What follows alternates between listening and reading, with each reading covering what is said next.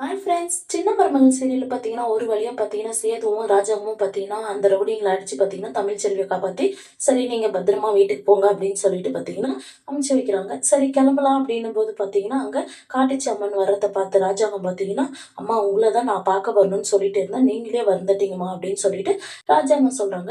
"எதுக்கே என்ன பார்க்கணும்னு வரணும்னு இருந்த?" அப்படின்னு சொல்லிட்டு கேட்குறாங்க அந்த காட்டுச்சி அம்மன். அதுக்கு பார்த்தீங்கன்னா, "கொஞ்ச நாளா என்னோட வீட்ல கொஞ்சம் பிரச்சனையா போயிட்டு இருக்கு.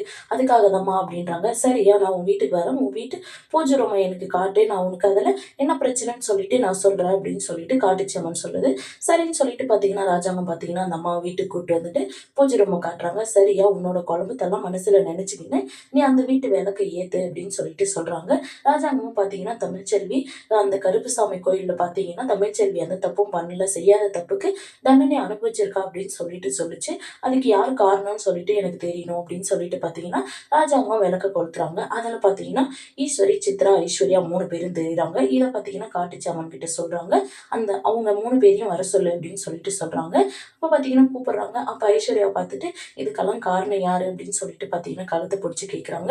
இத பார்த்த ஈஸ்வரி பார்த்தீங்கன்னா, இவங்க கிட்ட நம்ம உண்மைய மறைக்க முடியாது. எப்படியாச்சும் உண்மைய போட்டு வாங்கிடுவாங்களே அப்படின்னு சொல்லிட்டு பார்த்தீங்கன்னா, ஈஸ்வரி ராஜாங்க கால்ல விழுந்து பார்த்தீங்கன்னா, மாமா நாங்க தான் தப்பு பண்ணிட்டோம். தமிழ்ச்செல்வி தான் இந்த மாரி பண்ணா அப்படின்னு சொல்லிட்டு அவங்க அப்பா கால் பண்ணி பேசுனதே நாங்க தான் அப்படின்னு சொல்லிட்டு பார்த்தீங்கன்னா, ஈஸ்வரி சொல்றாங்க.